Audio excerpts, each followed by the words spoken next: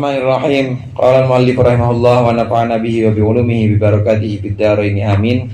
Fa idza za'amu hadza qila lahum wa lima lam yajuz li ahli uqul. Udah itu ya. Sekarang fa nahnu taraknal qiyas. Fa idza qultum. Fa idza qultum.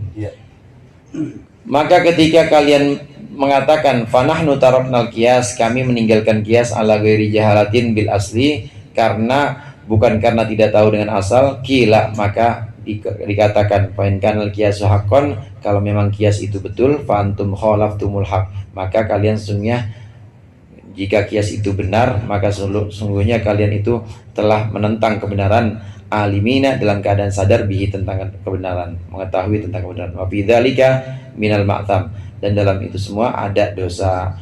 Ma in jahiltumuha, suatu yang jika kalian tidak tahu, lam tastahilu, kalian tidak menganggap ahlinya, antakulu mengucapkan fil ilmi dalam ilmu, wa in zamtum dan meskipun kalian menduga annahu wasi'un lakum tarkul qiyas, sungguhnya luas untuk kalian apa tarkul qiyas, meninggalkan qiyas, wal qauli bima sanaha fi awhamikum, wal qauli dan meninggalkan pendapat bima sanaha fi awhamikum, kepada sesuatu yang muncul dari waham itu dugaan-dugaan kalian, wa hadara adhanikum dan sesuatu yang hadir di hati kalian, wastahsanatuhum masami'ukum dan menganggap bagus akannya apa masami'ukum, pendengaran kalian, hajajtum bima wasafna minal Qur'an, kalian berhujjah dengan apa yang kami sifati dari Al-Quran, thumma sunnah kemudian sunnah, wa ma yadullu alaihi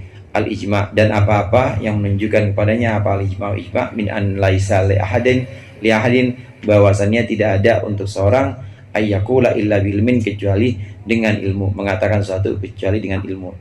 Ini masih uraian Imam Syafi'i tentang qiyas yang dibela oleh Imam Syafi'i. Imam Syafi'i sangat memegang teguh qiyas, bagaimana kita tahu qiyas itu agak ketat, jadi harus memenuhi beberapa rukunnya. Harus ada asal, kemudian harus ada hukum asal. Hukum asal harus ketahui ilatnya. Nanti berdasarkan ilat dari asal dan hukum asal, maka ada far. Ditemukan juga hukumnya far, hukum cabang yang ingin dicari. Agak ketat. Namun ada sekelompok ulama yang nggak pakai qiyas. Pokoknya pakai istihsan.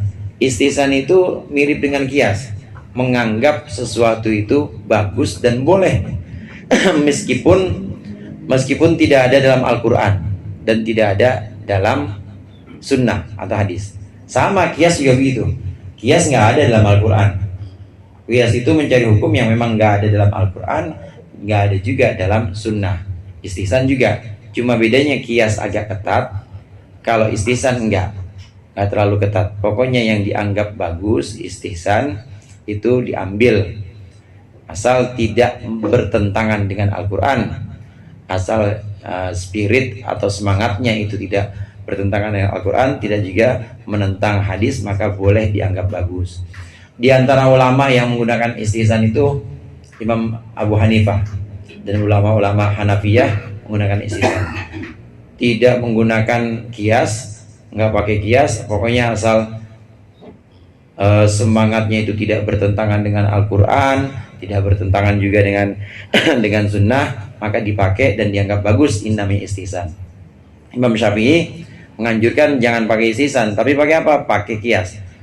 Oleh karena itu dikritik oleh Imam Syafi'i di sini. Bagaimana mungkin kalian tahu? Bagaimana mungkin kalian sadar tahu bahwa qiyas itu, kalian tahu ada hukum asal, kemudian juga ada ilat, kenapa nggak mau menggunakan itu? Berarti kalian tahu qiyas itu benar, cuma kalian tidak pakai qiyas, kata Imam Syafi'i seperti itu. Berarti kalau gitu kalian menganggap apa yang kalian menganggap sesuatu yang kalian dengar, yang kalian dapatkan itu dengan anggapan saja, tanpa Al-Quran, tanpa sunnah, hanya menduga-duga dengan anggapan saja. Kenapa nggak mau pakai qiyas, kata Imam Syafi'i. Ini pembelaan Imam Syafi'i terhadap qiyas. Dua-duanya ini hadirin sumber hukum, cuma bedanya memang kalau qiyas itu lebih ketat, ihtisan tidak ketat, dan masih banyak yang menolak ihtisan. Masih banyak ulama yang menolak penggunaan ihtisan. Nah, kita boleh pakai itu juga, boleh pakai kias, boleh pakai ihtisan untuk muamalah misalnya, atau untuk sekedar pergaulan kayak begini ya. Pakai sarung, emang ada Nabi pakai sarung? Nggak ada Nabi pakai sarung. Nabi naik mio aja nggak ada. Nah, maka ihtisan yang artinya itu menganggap bagus meskipun tidak ada dalam Al-Quran, tidak ada dalam Sunnah, tapi selama itu tidak bertentangan dengan Al-Quran, maka boleh, itu namanya ihtisan. Tsumma qala afara'aita idza qala al-hakim wal mufti fin nazilati laisa fiha nasu khabarin wal qiyasin. Kemudian Imam Syafi'i berkata, tahukah engkau jika seorang hakim atau seorang yang memberikan fatwa dalam satu kasus, dia tidak punya dasar hukum khobar hadis, maksudnya tinggal pakai wala qiyasin dan juga nggak pakai qiyas, wa qala astahsinu, tapi hakim itu bilang aku menganggap ini bagus, nggak pakai Quran, nggak pakai hadis, dan juga nggak mau pakai qiyas, cuma bilang menurut saya ini baik, menurut saya ini benar. Coba kamu bayangkan bagaimana kalau ada hakim seperti itu. Fala budda ayyazama anna jaizan li ghairihi, anna jaizan li ghairihi ayyastahsina khilafahu. Maka tidak bisa tidak orang lain boleh menganggap sesuatu itu, boleh menganggap sesuatu itu mubah atau boleh. Orang lain menganggap sesuatu itu jaiz, boleh, padahal itu bertentangan dengan pendapat si hakim yang awal tadi. Fayaqulu kullu hakimin fi baladin wa muftin bima yastahsinu. Maka setiap hakim dalam satu negeri, setiap yang memberikan fatwa itu akan beranggapan dengan apa yang dianggap bagus. Jadi masing-masing punya pendapat sendiri, kan jadi simpang siur, nggak pakai kias. Pokoknya hanya sekedar astahsinu, sekedar saya menganggap ini benar, saya menganggap ini bagus, menurut hemat saya ini bisa diterima. Nah, kalau begitu jadi simpang siur, semuanya punya pendapat karena nggak ada dasar kiasnya. Hadis yang nggak ada, Quran yang ada, kias juga nggak dipakai, maka akan simpang siur. Fayunalu fi syai'il wahid bidurubin minal hikami atau minal hukmi wal fityah. Maka untuk satu kasus, syai' di sini satu kasus akan didapat hukum-hukum dan fatwa yang berbeda. Tadi simpang siur tadi. Fa in kana hadza jaizan indahum faqad ahmalu anfusahum fahakamu haitsu sya'u. Fa-in-kana dayqan fala yajuzu ayadkhulu fihi. Kalau dia itu memang boleh untuk mereka, kasus ini boleh, maka mereka telah mereka telah melalaikan atau telah mengihmalkan diri mereka. Mengihmalkan itu tidak menggunakan maksudnya. Fahakamu haitsu sya'u, mereka memberikan hukum sekehendak sendiri. Wa in kana dayqan, dan meskipun itu sempit, fala yajuzu yadkhulu fihi, maka mereka tidak boleh masuk dalamnya. Wa in qala alladhi yaral qiyas minhum, kalau orang yang berpendapat kias itu boleh dari mereka, bala'an nasi ittiba'u ma qultu, orang harus mengikuti apa yang aku katakan. Kila, maka dikatakan lahu min man amara bi ta'atika, siapa yang nyuruh taat kepadamu, hatta yakuna 'alan nasi ittiba'uka, sehingga orang-orang wajib mengikutimu.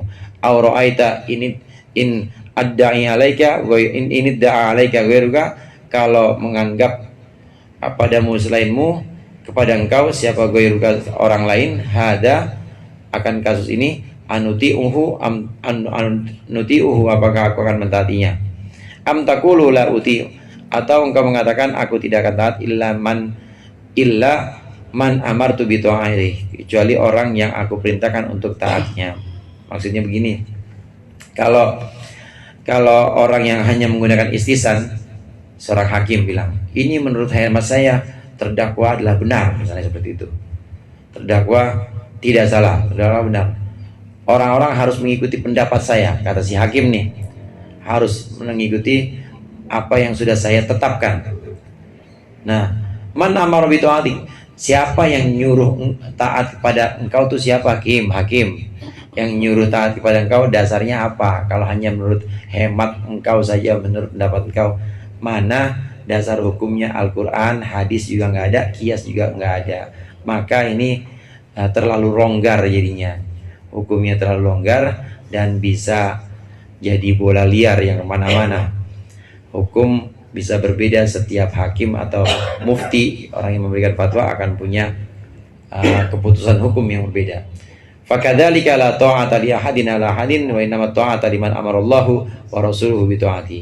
Tidak ada ketaatan atau keharusan untuk mentaati orang kecuali orang yang memang Allah perintahkan untuk ditaati.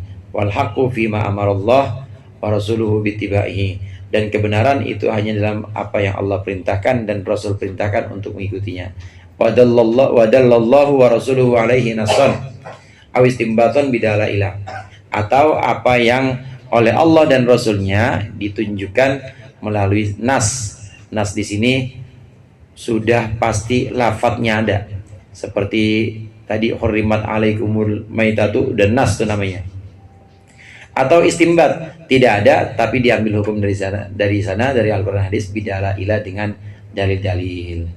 Dari sini jelas bahwa Imam Syafi'i sangat membela kias, sangat menganjurkan kias ketimbang semua ahli hukum nggak punya, jelas-jelas nggak punya barometer atau nggak punya patokan untuk menentukan hukum. Hanya menurut hematku hanya begitu, maka kias harus digunakan sebagai dasar hukum setelah Al-Quran dan Sunnah. Memang ini pembahasan ya, urutannya kan kemarin Al-Quran, kemudian Sunnah. Nah, Sunnah ini ada perselisihan atau ada perdebatan dan juga menggunakan Sunnah, mulai dari bagaimana menentukan hadis yang sahih, bagaimana hadis yang hanya satu orang meriwayatkan, itu namanya perselisihan dalam Sunnah. Nah, yang sedang kita jalani ini, yang sedang kita bahas adalah perselisihan dalam kias. Ada yang menerima kias, ada yang tidak.